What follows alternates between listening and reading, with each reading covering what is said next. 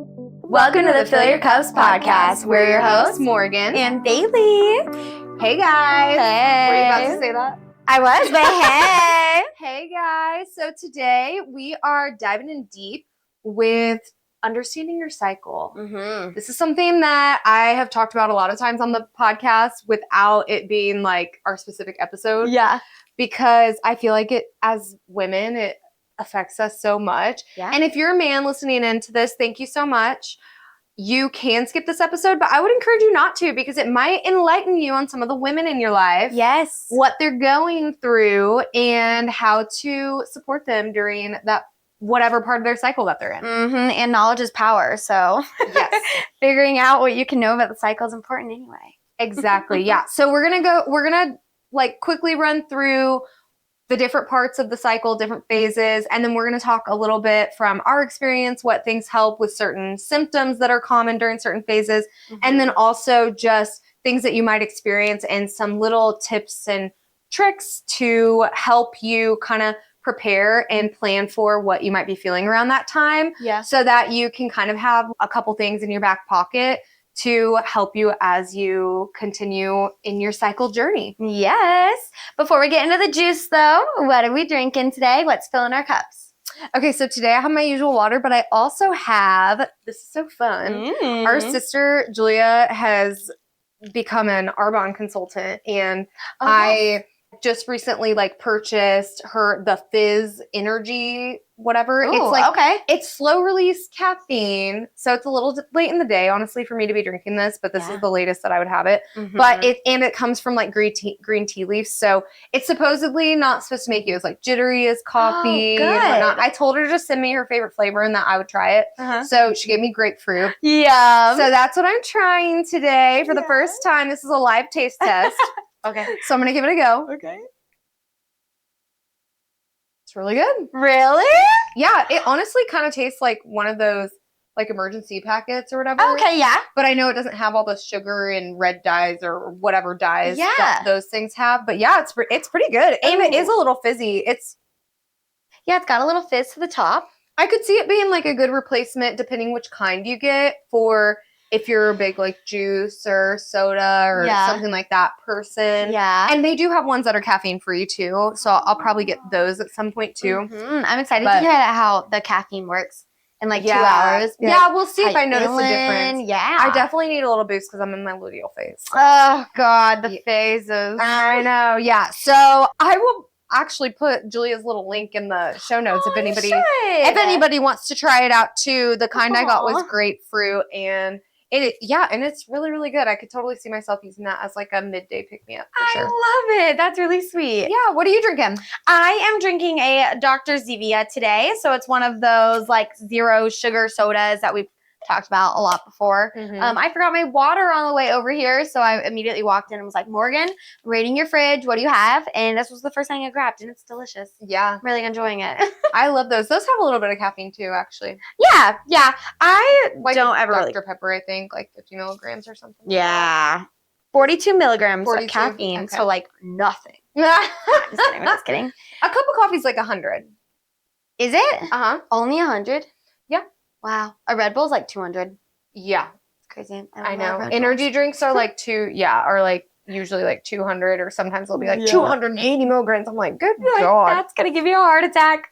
Recently we went to Scooters and I got their cold brew and I didn't look up in advance how much caffeine it had in it. And we went to Scooters and then we went to Aldi afterward. And in Aldi, I was like, Jared, I'm feeling real good. Like was really hyped up. And then by the time we got to the end, I was like, I need to eat something. Like I literally bought a chomp stick like at the register so that I could eat it because I was like sweating. My heart was pounding. Like, oh my God. I looked it up and it had 280 milligrams of caffeine. The cold brew at Scooters? Yeah.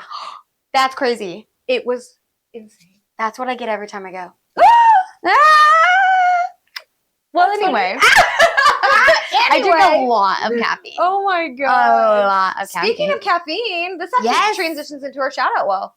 It does. Oh, yes. Our shout out is our cute friend, Jessica Gary. She commented on one of our, like, what's filling your cups on, or like the Fill Your Cups Fridays. It's kind of like what I've been liking to call them. And she replied that she had just finished a book with a warm cup of coffee. So we loved that response. It was one of the first that came through. And we were like, how lovely. Like on this Friday that we're recording, it's feeling so fall outside. I was like, just love to hear that. We love to see what's filling your cups whenever you answer those little questions on our Instagram. So. Yes. I genuinely do love to see them. It makes me happy. Like when I see someone's response come in, it makes me feel like I'm like a part of their lives. Same. Yeah. Oh my God, we're talking. I love it. And I'm like, actually, that would be very cup filling. Great point. Absolutely. Like, oh no, that does sound really nice. I like it. Well, let's go ahead and get into our episode for today. So like you said, we're talking all about kind of like the cycles and how they affect us, why they're important, how you can use the knowledge of your cycle to your advantage. Definitely. And I feel like this like really started with us because I know that we do talk about our cycle pretty often, like in our everyday to day life, honestly, but then like we mention it a bunch on the podcast as well. But I know personally, I did not start trying to learn anything about my cycle until probably like a year ago. Like I remember coming home from the fall book club last year and you talking about your cycle and things like that. And I was like, oh, like I don't know all that. Like I know when I have my period every month, but I don't really know all that. And that was really whenever I decided to like, what is this? What's going on with it? And I think during that time, and now that I know a lot more about it, I'm just realizing that so many women don't know anything about the cycle.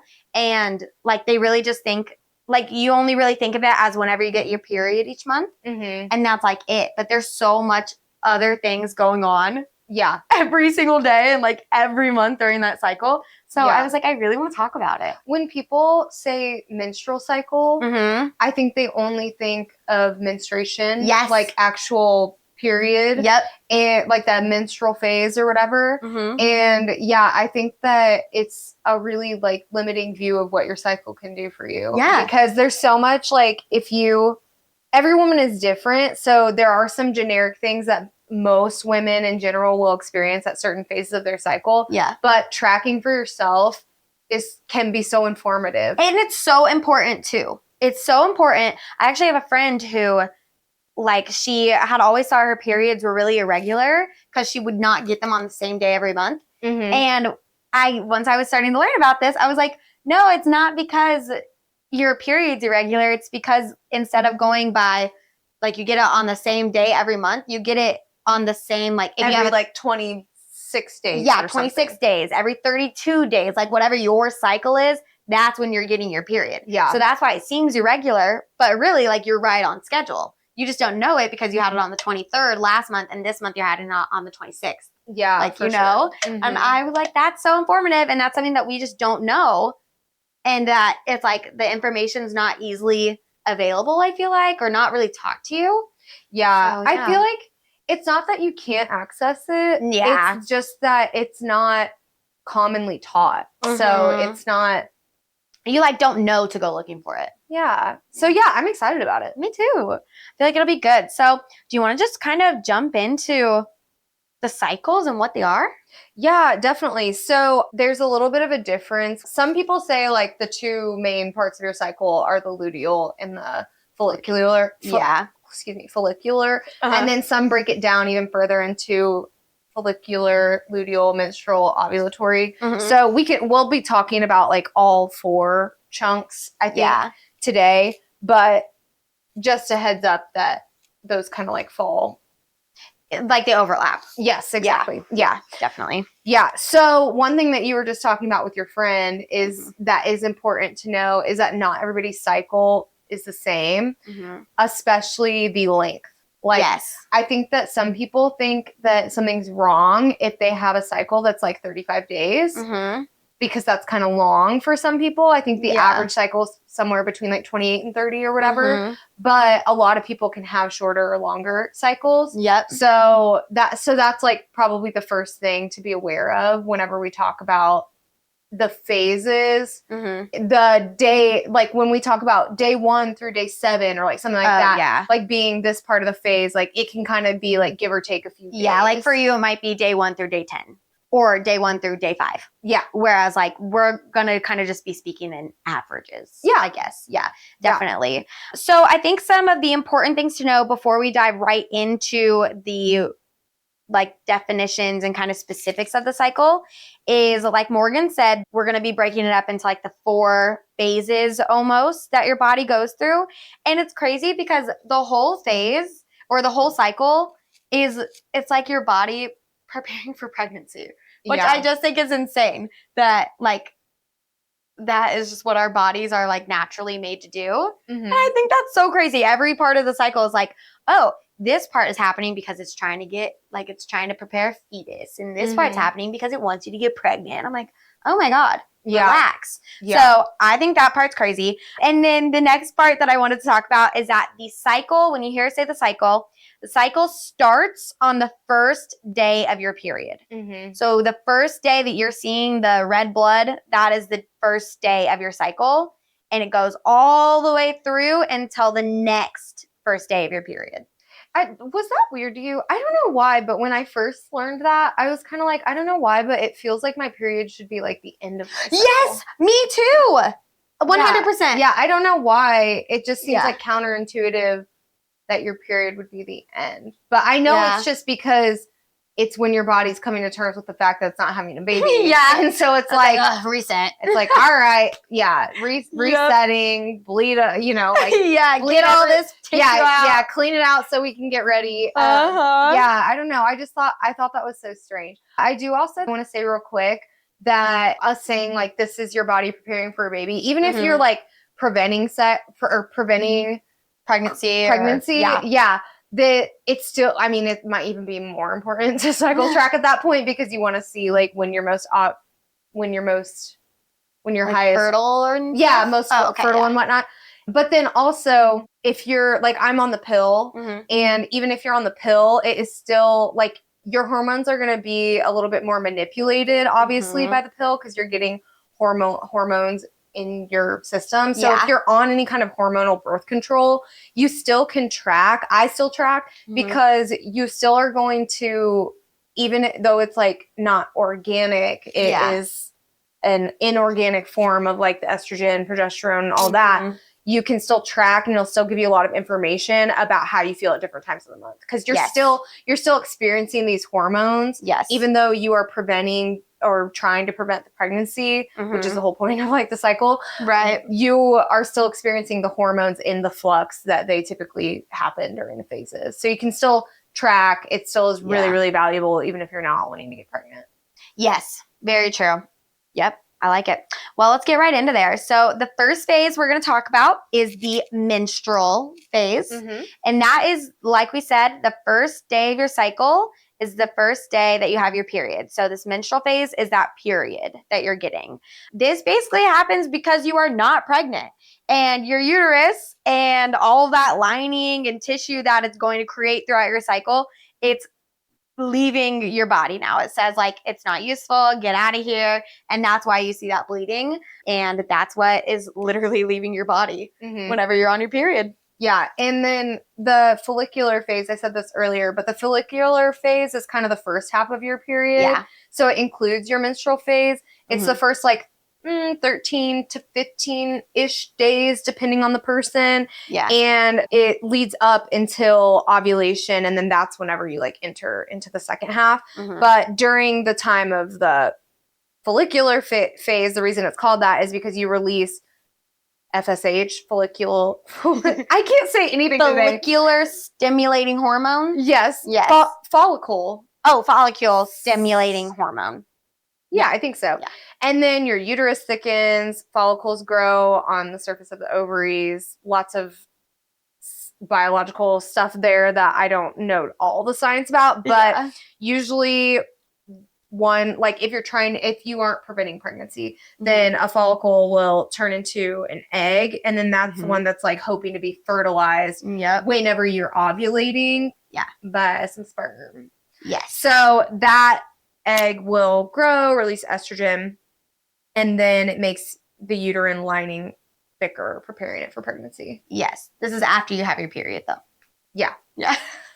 Because it's the first like 15 days. Or Yeah. 13 to 15-ish. Yeah. So you'll have your menstrual cycle first, which typically like anywhere from, I don't know, 4 to like 10 days, I feel like. Yeah, I think that they put like days 1 through 5 on like graphics and stuff. But like we said, you could go anywhere. If you're listening to this and you were born with a vagina, you probably already know that it's anywhere between like 2 and 10 days or whatever. Yep. I have friends. I'm like, I always just once I get to day 4, I'm like, all right, well that's the end of it, whether it wants it to be or not, because I'm not doing it anymore. So I'm saying my cycle's 4 days or my period's 4 days long, even if it might go to 7. I'm like, yeah, it's over. It's fine. Yeah. Yes. So once you're done with your period, you are still in your follicular phase, and the hormones are like thickening, and like the estrogen is released. Yeah, I believe both estrogen and progesterone start to peak at this time. Yeah. And that's why like you start to feel really good. Yes. Toward the end of follicular and going into ovulatory. Yeah. That's when you're like all of your hormones are rising and you're like on top of the world, and you just feel really energized and whatever, because your like body is preparing to have a baby. Yes, definitely. Or preparing to conceive. Yes, absolutely. Yeah, so in your follicular phase, you may notice, like Morgan said, that you're feeling happier, you're feeling more on top of the world. You might look a little bit better in this phase too. I always know that people are like, why is it that in my follicular phase, I'm like a top model, and then my luteal phase, it's like, don't come anywhere near me because I look terrible, like turn all the mirrors around. And it's because of the estrogen that is released, because the estrogen is responsible for like creating the serotonin. It's responsible for rejuvenating like your skin. It's responsible for higher energy levels. Like it's really what is keeping us alive during these phases. Speaking, yeah. Yep. And then that's whenever you're still in that follicular phase and you go into that ovulation. I read you are only in the ovulation phase for 24 hours. So it's not, so ovulation is 1 day. The ovulatory phase or whatever, usually people call 3 to 5 days, because ovulation is only 1 day, but the sperm can like stay within your system. I don't know, I think it's 3 to 5 days. I thought it was 3 to 5 days. Yeah. Yeah. So like, for instance, if ovulation is on Wednesday and you had sex Monday, even though you weren't ovulating Monday and Wednesday's the only day that you could get pregnant, that sperm could have stayed within your system until Wednesday. And that's why sometimes people get a little messed up, because sometimes people don't ovulate like regularly, or they don't ovulate the same day of each month, because it's usually like between like around day 15. Yeah, it's usually like right in the middle of your cycle. Yeah. So usually people call, like, if you're talking about ovulation in a phase, the ovulatory phase, then it's usually like 14 days, like 14 to like 17 or something like that. Yeah. And then the day that you ovulate is the only day of ovulation. Yeah. It's so mind blowing. When I first realized that, I was like, you can only get pregnant. How do people get pregnant? So like accidentally, but I'm like, it probably also has to do with like ages and fertility and like frequency of sex. Like if you're having sex every day of the month, because you're probably a little bit more likely, then that you're going to be a lot more likely to have a baby. Absolutely. And you're just a lot less careful about it. And you don't really care. But then on the flip side, like you hear about the people who are trying to get pregnant and it's not coming as easily for them. So then they have to track everything and they have to be like on the day of like, okay, we have to do it, and like, no, don't make any other plans kind of thing, which it's so crazy. No, it really is. I know that some people can feel when ovulation is taking place in their bodies, and I did not know that until I was talking to my sister-in-law, and she's like, oh yeah, I can feel it, and it can feel like cramps in your lower abdomen, and I did not know that. And Morgan, I literally went to the doctor because I was feeling my ovulation, and I did not know that. And so that's funny. Yeah, I literally went to the doctor because I was like, it happens like once a month, and it will be like, it'll hurt so bad though, but I'm like, I don't know what it is, and it's like only a couple seconds of pain kind of thing. It's so weird. And they were like, well, let's go ahead and get you checked out for your what's this called that people appendix, or like, are you like, is it your diet? Is it this? Is it that? And I just started kind of like trying to take note of it because Abby was like, it could be you ovulating. Like that's how it would feel to me. And you just like don't know it. So I started tracking it, and sure enough, it was my ovulation. I was like, this is insane. Is that because of the egg releasing? Like, yeah. Yeah, it's because of the egg releasing and going through the fallopian tube. Interesting. So you can feel it in whichever tube it's going through, on whether it's your left or your right, that's where you'll typically feel it. Weird. In your lower abdomen. Did you know that some people don't like only produce eggs or like only in one fertilize or the other? Eggs in one of the fallopian tubes? Man, yeah, I could see it. Yeah, so like they only have a shot like every other month basically of getting pregnant. Oh, that's awful. Or awesome. Oh yeah. Really depends on perspective. Yeah. You're like, whoa, cuts my chances in half. And I'm like, yeah. Yeah. No, I think that's, well, I don't actually know if it's rare, but I just learned that recently. That's so fascinating. I actually knew about that, but it was just because I can't remember why we were talking about it, but I was talking about it kind of with Mom at one point, and she was really surprised when, like, she was saying something about like how it felt when you were, like, she's like, well, when you ovulate, you're like, I don't know. And I was, and I was like, you can feel it, and like on my end, I was like, that's weird, and she was like, you don't feel it? That's weird. You know what? I bet that if you start paying attention and you start like really, really tracking, I wonder if you might feel something. Like whether it's a little like lower back cramp or like, I wonder if you might notice anything. Yeah. Well, after the ovulation ovulatory phase, going into the last phase, which is the second half really. And it's kind of like, I would say like days 18, 19 up until the end of your period. Yeah. Or not the end of your period. Up until the end of your cycle, which would be, the first day of your period is when it starts over. Yeah. So, I mean, it could be like up to day 28 or 32 or however long your cycle lasts, or how long until your next period is. And the luteal phase sucks. It does suck. It's the worst. I am in it right now. It's so freaking long. Yeah, it's like because it's after ovulation, which is like high time when your body's like, fingers crossed that this will be a baby. And then afterward, your body like releases like all the hormones plummet. Progesterone and estrogen just like dip like hell. And then that's when the progesterone works with the estrogen to help the uterus thicken and prepare for pregnancy. And then isn't the thickening, that's like what you're shedding whenever you have your period? Yes. Yeah. So you're like getting all basically just ready for like your period or pregnancy, one or the other. And then after that, like after there's no implantation, it all like goes downhill from there. It all goes downhill from there. Yep. I keep saying it's like whenever you get your period, it's like your body resetting.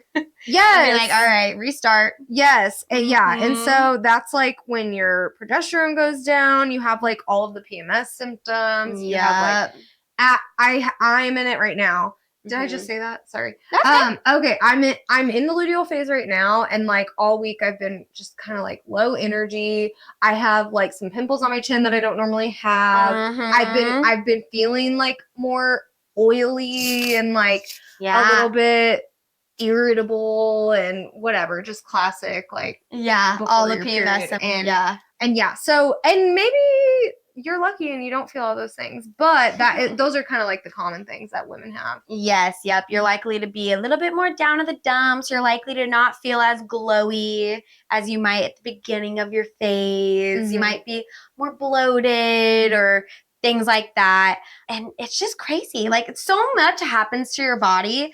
And I think that's why the cycle is so important to me, is that so much happens to your body throughout the entire cycle. So all month, like your body's going through something completely different. Pretty much like day to freaking day, it feels like. And I said this before, I'm not a man hater. I love the men, but like we live in a man's world. You know what I mean? So it's like, I want women to understand, like, you're not just tired because you're in a bad mood and you're crabby today and you don't know why. Like you're tired because you don't have as many hormones as you might have had last week. Yeah. And because your body is like, oh, I unfortunately didn't get pregnant. Time to kind of make you suffer by your own consequences, like, or consequence of your own action or whatever. Yes, but yeah. I don't know. I think that's why it's so important to me and why I'm like, ladies, get to know your bodies, get to know your cycles. Yeah, definitely. Right? Yeah, I feel like that was somewhat of the mumbo jumbo of the cycle, but it's good to really understand what's happening in your body. But we do have some tips for like each part of the cycle. And I know you had some things like you can also find some fun little graphics. We found some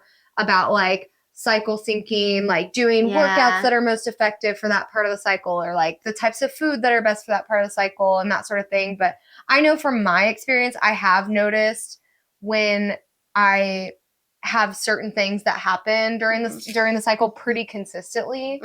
And my first tip is definitely track. I use Flow. You use Flow, right? I do, yes. Okay. Yeah. And I know there's other apps as well. And unfortunately, Flow is a paid app after your like free 2-week trial or whatever, but it's only like $5 a month or something like that. Yeah. And I think it's so worth it because what I love that it has is symptom checking. Yes. I was actually going to say, I could pull it up because every single day, I personally don't look at Flow at the beginning of the day because I like to wait till the end of the day to see if it verifies how I was feeling. Because I don't want my app to tell me you're feeling irritable and then all day I feel irritable. You know what I mean? You've been told. Yeah. But if all day I'm feeling like on edge and irritable and then I open it and it's like, you might be feeling irritable. I'm like, fuck yeah. I'm like, yes, I am, because my cycle. That's funny. But if you open it, it'll like say what symptoms. Like today it says symptoms that I might be experiencing during my luteal phase are like tender breasts, fatigue, cravings, mood swings, acne. And I could definitely say acne, fatigue, mood swings, and like add those. Yeah. And then it tells you what you might be feeling tomorrow. And the reason that I think that people should use something like this is because you can literally go into like the calendar and it has like cycle history and cycle trends. And you can look at like, oh, usually around this time of my cycle, I'm feeling fatigued. And so maybe I won't plan as many social activities during that time of my cycle. Yeah. But for a while, I was getting really, really good about planning nothing during my like luteal phase. Because I don't know about you, but I actually feel worse leading up to my period than I do during my period. Oh, 100%. Me too. I always say it's like when I'm actually on my period, the only way I really know is because I'm actively bleeding. Yeah. But I like feel like I'm on my period, quote unquote, like 2 weeks before. Yeah. I wonder if that's more common or something, but you just hear about like PMS on your period. It makes a little bit it makes sense because during your luteal phase, like everything plummets and then it still is pretty low during menstruation. Yeah. But estrogen peaks just a bit. It starts to rise. And so your body's like, ooh, okay. And so like you're not necessarily feeling awesome, but you're feeling like maybe just like capable or like effective. Like I feel like I can't crush it, but I can be a normal human, you know? Yes. And like sometimes during my luteal phase, I'm like, I cannot be a normal human. So I feel like, I don't know, it's just different during that. But that would be my biggest first tip is just use something to track. Even if you don't want to pay for an app, you could literally just like use a calendar and you could write a couple things that you're feeling each day. Yeah. Things like bloated or tired or even like slept really great or clear skin or something like that. And I feel like that can just kind of help you see what times of the month or like what days of the month that you're feeling certain things. Yeah. And then it can help you plan like, okay, around 3 weeks after my period, I really want to do as little as possible. Definitely. Or something like that. Definitely. Once I started tracking, it was almost like it wasn't really as beneficial for me as far as like planning goes because you're a lot more active than I am, but it was really beneficial as far as validating my feelings.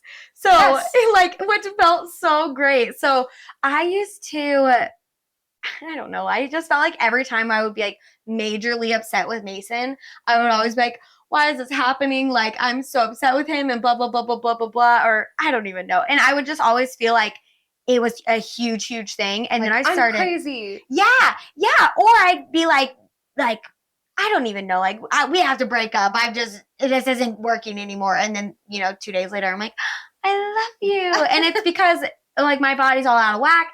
And I feel like once I started realizing that it was because of the phase and because like I'm in my luteal phase, so I'm a little bit more pissed off than normal. I'm like not feeling as happy-go-lucky. Like I was like, okay, wait, I don't have a problem. Yeah. Like I don't have like behavioral issues. Yeah, my hormones are just low. Yeah, my hormones are just low. And I really feel like I'm someone who once I get validated and like by kind of like science backing, I'm good. I'm solid. Or like, I don't know, I got diagnosed with ADHD and I feel like that immediately helped with everything. Yeah. So that's how it felt once I started learning about my cycle. I was like, oh wow. Yeah. I'm totally normal. I do feel like it's really validating. And again, you don't have to get flow, but like with flow, for instance, so it says like day 25 of your cycle. Yeah. And it says estrogen and progesterone are continuing to fall. It makes you sensitive and you might experience pain or whatever. And it tells you like your battery's recharging. You're probably feeling a bit tired due to decreasing estrogen levels. And I'm like, yes, I am effing exhausted. And I agree. Like it is so nice when you start tracking and you start being like, oh, it's not me. Yeah. It's my hormones. Yes. Like, and not to say that you can't take agency of how you behave, but more so just like, oh, maybe like I can do some things that will help me during that phase. Yeah. To really maximize the good parts of the phases and really diminish the parts that are not so good. Yeah, the ones that you feel really out of control during. Yeah. Like this way. It's like you were saying for your planning and stuff, you can plan for your behaviors. Exactly. You can plan for how you're going to feel. Yeah. So I feel like, I don't know, kind of just like running through a couple tips. We can just kind of like speed run them. Yeah. Maybe for each of the phases. So I feel like we started talking about this, but when you're menstruating, when you're on your period, I feel like a big thing for me is I feel like I'm saying like effective or like equipped, but I don't necessarily feel 100% yet. Yeah. So this is like a good time for me to do things, especially like at work. This is a good time for me to focus on like reports or like diving into some kind of solo projects, like things that I don't really have to like be super bubbly and social during, that sort of thing. With work, that's kind of how I feel. And then it's also a really good time for me to focus on the recharge before all of the social stuff I'm about to do. So things like yoga or do some like gentler or stretching before bed or things like that. What is your little cycle syncing thing? This has like you said, for your movement of like yoga, stretching, I feel validated now. right a light walk. For your productivity, it has like focusing on your lighter tasks, reading, sitting in the sun, being cozy on the couch. Social, limiting your social activities, maybe a movie night in. You might want to cuddle a little bit more. Yes. Your diet, which I haven't really looked into this one too much, but this one has like soups and stews, comfort foods, turkey, beef, dark chocolate. Oh, how fun. I don't know. And then your wellness, it has hydrating skincare, iron supplements, because you're losing a lot of iron during your period, magnesium, and heating pads. Yeah, I was going to say for the nutrition just to... Oh, yeah. Because you said, I don't really know about this. But so one of them, magnesium in the wellness part, dark chocolate has magnesium. So I hear a lot of wellness people say, like, eat dark chocolate during your period. Because for one, you're craving it. And for two, magnesium helps you, like, fall asleep. Oh, Some of them will even do, or it just aids in your sleep. It doesn't help you fall asleep. But it works really well with melatonin, like your natural melatonin that you need to sleep well. So anyway, a lot of influencers will be like, eating my magnesium before bed. Yeah. Like they eat dark chocolate on their period or whatever. I love it. The others I would guess are because of the comforting feeling of them. And then like the turkey and beef, I would guess is like maybe protein content. Yeah, maybe or for something. the iron too. Yeah. Oh, definitely. Yeah. Yeah. So that's menstrual. Follicular. So this is when you're like starting to peak, toward the end of first half of your phase, you're kind of like starting to peak, motivation's coming up. hormones are steadily inclining. And I feel like during follicular, that's a good time to maybe start doing something creative. I feel like it's a great time to start creative projects that you have. Like, for instance, like, if you've been wanting to start a podcast or start writing a book or something like that. God, we have to go back and see what phase we were in. What if we decided to start? Because it's a great time to start. Hilarious. Like, if you've been like, I really want to do this thing, schedule to start brainstorming at the, like, toward your follicular phase. Yeah. And then hit the ground running in your ovulatory phase. Oh my God, that's hilarious. Because you'll feel so good. Yes. And you'll be like, I'm motivated, I'm productive. Unfortunately, I feel like we're really close in our cycle. We are. And so we wax and wane in our like motivation and productivity. Oh my God. But at the same times. So we'll both like either be really top-notch podcasts one week and then like the next week we're like really low energy podcasts or something. Yes, but, absolutely. But yeah, what does yours say about menstrual? It's got about menstrual I'm so follicular. Sorry. Follicular. Okay, about follicular. Yep, it's got starting or planning a project, like you said, creative activity, waking up early. So this might be the best time for you to start those new habits you're looking for. Follicular is awesome. It is. Every day feels better than the next. I know, and it sucks because it's only like a week and a half long. Yeah. And it's like, come on, why can't we trade that out with the luteal? Phase is way too fucking long. It sucks. This has for your movement as weightlifting, strength training, jogging, hiking. I love that. High intensity. Yes. Social, you're going to be feeling a lot better. So you're going to want to hang out with friends, go on the dates, host the people, attend an event. This even has a little spicier of a thing on here as increased foreplay. Might be feeling a little extra lovey and a little more into it. A diet is going to be chicken, eggs, kombucha, salad, salmon, and yogurt. Oh, go for it. No, I was just gonna say I'm trying to think of what like vitamins and nutrients are in there, but it may just a lot of protein. Yeah, I was like, it's a lot of protein, and then also I think I'm wondering if it's just an opportunity to eat like a bit lighter, like you don't maybe need as heavy. Yeah. Maybe I'm pretty sure your cravings are not as heavy in the follicular phase. Oh, like makes sense. There's some part of the phase, I should have looked this up, but there's some part of our cycle where we need like 100 to 200 calories more. It's weird. Really? Yeah. Then probably the freaking luteal. Probably. Like or the menstruation. I feel like I am so hungry when I'm on my period. Me too. Yeah, me too. Mm-hmm. So yeah, I think that it's probably like end of luteal, beginning of menstrual, but yeah, anyway. So I was saying it might be an opportunity to eat a little healthier, eat a little lighter. Yeah, you might not be craving as much. Yeah, that is really good.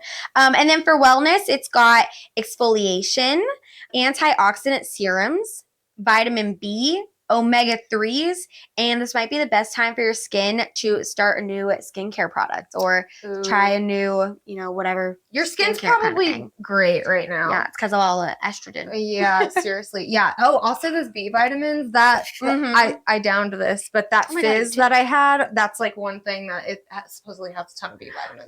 Nice. So, anyway. That is lucky. Mm-hmm. I love it. But I'm not in my follicular phase. No, I wonder if your body will think you are and you'll start feeling good. Yeah, maybe my chin pimples will go away. Anyway, and then ovulation or like ovulatory phase, so that kind of like right in the middle of your cycle. That's when estrogen and testosterone. Did you actually know that? I did. Peaking too. Yes. Yeah. So all your sex hormones are like, woohoo! So you're high energy, you're horny, you're super social. Yep. This is what I was just telling Bailey, like, this is when you have to pay attention to yourself because you don't want to self-sabotage yourself. Yeah. So when you're in your ovulatory phase, you're like, I can do this, I can do that, I can do this. And you're like, okay, I'm going to plan a girls' night, and then I'm going to plan a date night, and then I'm going to plan dinner with my parents, and then I'm going to join 2 book clubs. Yes. And then I'm going to join a soccer team too. And I'm going to do all of that in one day, I think. Yes. And then like that day comes and you're in your luteal phase and you're like, why did I do this to myself? Yep. So this is a great time if you're feeling social, like maybe look ahead at your calendar and plan your social gatherings around this time. Yes. Like around follicular, ovulatory. Yes. Especially like around ovulation, you are just feeling so bubbly and probably your best self, honestly. Yeah. High energy, feeling good. Yeah. And so this is a great time to plan your social activities. Yeah. And to set yourself up better for the future, and future you will thank you. Yes. Yes. I was getting really good about specifically looking at like what social gatherings I wanted to do and planning them closer to like this part, like this first half of my cycle. Yeah. And I've gotten away from that. And I've realized like this week I was in my luteal phase and I had way too many social gatherings and I'm like exhausted, you know, and I don't want to feel that way going into the weekend, you know? So, it's definitely good during your ovulatory phase to definitely. Honestly, you hit all of it. So for productivity, morning walks are going to be really good for you. Those big meetings are going to be good for you. Those networking events, like those are going to make you feel great. Movement, we're looking at the high intensity movement. Woo! So we're looking at cycling, running, the Stairmaster. You're going to be killing it. Social, guys, you're going to want to have sex in your ovulatory phase. And a little date night. You might want to hit the club. You might want to go to that pool party. Diet, we're looking at berries, pineapple, some chicken again, cucumber, lots of water. And then for our wellness, we've got exfoliation, vitamin D, taking selfies. And then we're getting a little bit spicy again with a little bit of self-pleasure. Yeah. Because you're horny. Seriously. Yeah.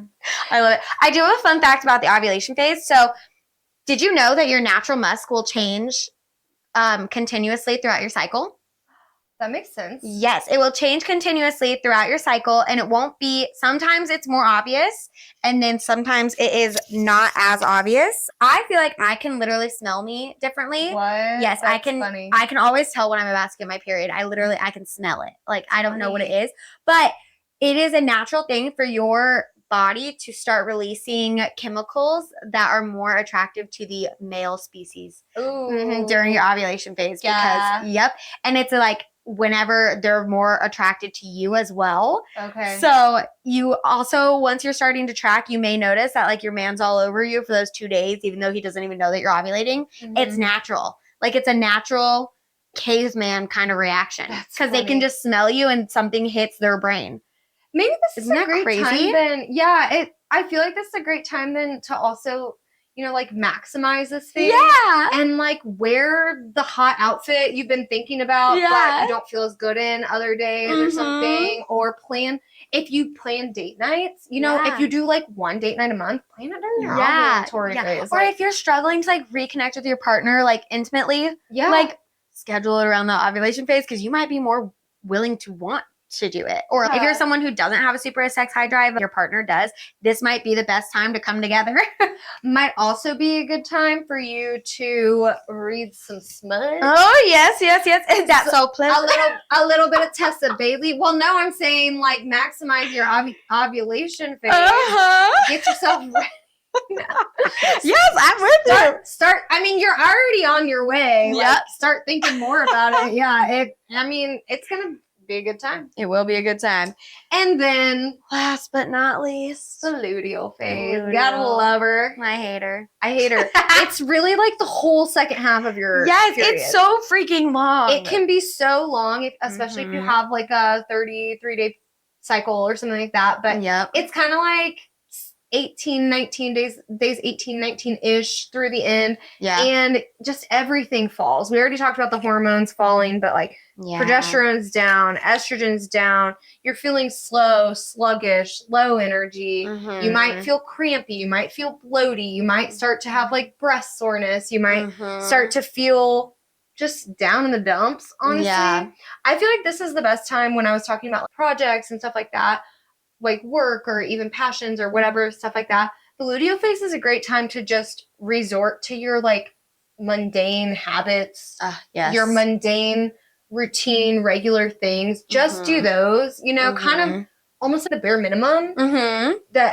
That's when you should be scheduling to get those things done. I really like, if I were better about this, I really like the idea of, for instance, like expense reports are something that I have to do every month. But they're very like monotonous. Like they don't take a lot of thought. I can typically put on an episode of friends or something while I'm doing it, this would be a great time to schedule doing my expense reports. That's a really good idea. Because I have to do them at some point. Yeah. And I'd rather do creative brainstorming stuff when I'm feeling really high and energetic and productive. Yeah. And then do like kind of the mundane, boring stuff that doesn't take a lot of energy or thought. Yeah. When I'm lower. That's a really good idea. I've got to start like planning my days around this. I just think this is a reminder for me. Yeah, that's so good. I mean, literally on this chart, it has productivity as like reflecting, wrapping up the tasks that you did earlier in your cycle. Like, that's crazy. Having a slow morning. This might be a good time for meal prep. Like, wow, that's so smart. Our movement is going to be more of resistance exercises, some strength training. Pilates would be really good. Social, you're might going to want more of a chill out date, maybe a lunch date, horseback riding. That sounds incredible. I know. I like these ideas because they're kind of like, maximize your energy throughout the day, but leave your night so that you can go home, chill. Yes. Crash. Relax. I love it. Diet, we've got spinach, sweet potato, turkey, salmon, oatmeal. Love that. Wellness, you might need a little bit extra self-care. So we've got a double cleansing of the skin. Niacinamide, which is going to really help rejuvenate that skin that is... Your skin's not very nice to you in the luteal phase. It's a little drier. It could be more acne prone. So niacinamide can help with that. Clay masks, washing your hair, magnesium, all great things that you can do. I feel like it makes a lot of sense that you would do hair wash days in the luteal phase. Yeah. I'm pretty sure you're more oily during the luteal phase. And that is also part of why your skin, like, you are prone to acne. Yeah. Like, your hair might feel grosser, quicker. Yes. Honestly, you're just going to feel grosser quicker. Yeah. Your whole body.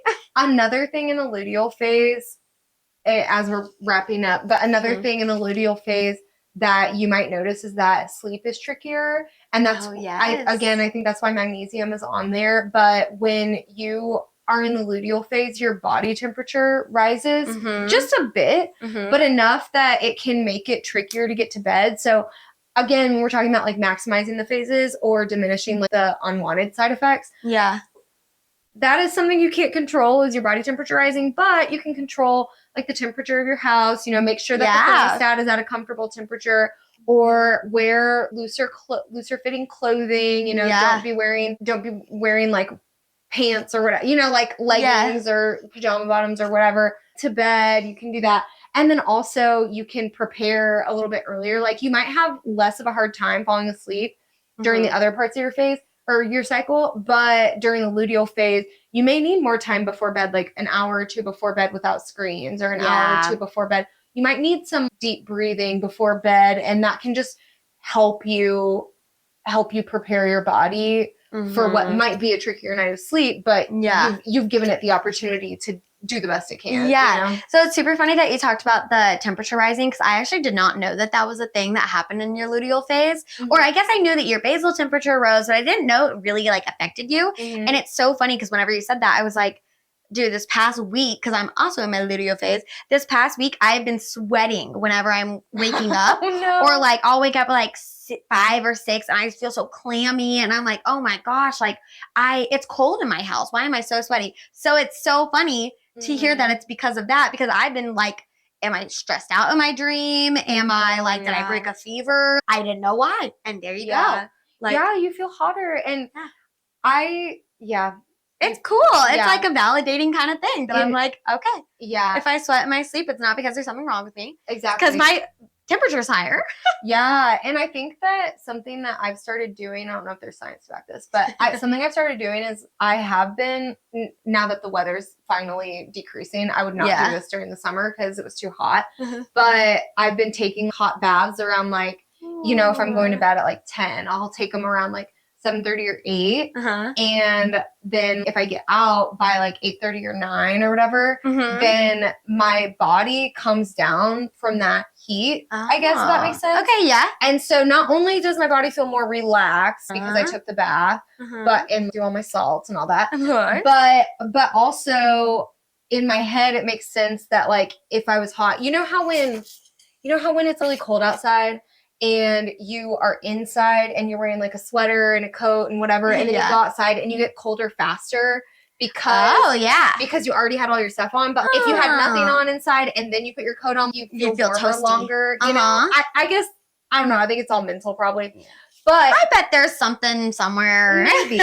But in my head, after taking the hot bath, I'm like, okay, my body is probably going from whatever temperature and then decreasing, and then I can steadily decrease before. Yeah. You know. Yeah. I don't know. In my head, it helps. I think that makes sense. Something to try out. Yeah. I like it. Yeah. Well, I think those were. Oh wait, I had one more weird fact. Okay. That I read because I was doing a bunch of research. I learned this that in the luteal phase, your nipples can expand. Oh. I don't know why. And don't say it like that because my nipples do expand. I will like look at my boobs. Mine do too. I have no idea. Dude, I don't know what it is, but I'll look at my boobs and I'll be like, oh my gosh, like they look huge. And I learned that it's because that's like something that happens in your luteal phase. I think it's because of the milk ducts and things like that, because your body's still like am I pregnant? Yeah. Oh, so it's like, let me get a little bit bigger. Let me start. I mean, I don't actually lactate or anything, but yeah, you should look at that because I did not know that was a luteal phase thing. I just thought it was like a weird part of the soreness. I think it is. Yeah. Of like, and like they might feel heavier. They might feel like denser. And then I feel like that's something too. My boobs always feel so heavy whenever I'm on my actual period. I'm like, oh my God, is someone taking them off of me? Yeah. I'm not even that big. Yeah. People say during the luteal and menstrual phase, that's when you might have breast discomfort. Yeah. It's one of the only symptoms in flow that I hardly ever track. Dude, I be tracking that all the time. Well, like boobs hurt. Yeah, I think it's probably just because there's not that much volume there for me. Enough for it to make it. I don't know. I don't ever really have that. Like I don't have a huge issues with that. Every once in a while I do. Like it's really sensitive or something. Yeah. But yeah, I'm gonna have to start looking. I'm gonna have to start paying attention. Yes, and just see if you notice it. I want to know if anybody else is listening to this. I hope that you feel reassured. That's not your boobs just changing, or like I'll get worried sometimes with being like, oh my God, like are they gonna look like this forever? No, it's like that for like a week. Yeah, and then it goes back, and I'm like, oh, there they are. So interesting. That is. I'm glad that you brought the fact up. Because I always thought it was so weird, and honestly, it wasn't something that I like super thought about. It was just something that I would notice and be like, what the heck? Yeah. And then I wouldn't really notice it anymore. But now I'm like, wow, I do notice it often, but only like a couple times a month. Interesting. I know, right? No. So many things to learn. Yeah. Well, was that your last fun fact? Yes. Okay. Well, on a high note. Yeah. Hopefully you're in your ovulatory phase or your follicular phase while you're listening to this. If you're not, we get it. We're there with you. We're in our luteal. Sucks. Yes. But no matter what phase you're in, hopefully this was helpful. Yes. Please share it with a friend or loved one that you think would benefit from it. If you're a woman here and you want to share it with a man in your life and be like, hey, see, this is what's going on. Yep. That could be helpful. Highly recommend. Yeah. Or if you just want to share it with a friend that you were like, this was really interesting, and also they said some weird things about nipples. That could be good. I know really I'm going to send it to my friend who thinks she has irregular periods but doesn't. Nice. I'm like, hey, girl, this is for you. Make sure you listen. Yeah. We would love for you to do that. I love it. Well, as always, thank you guys for tuning in with us. We hope you enjoyed the episode, and we can't wait to talk to you next week. Cheers. Cheers.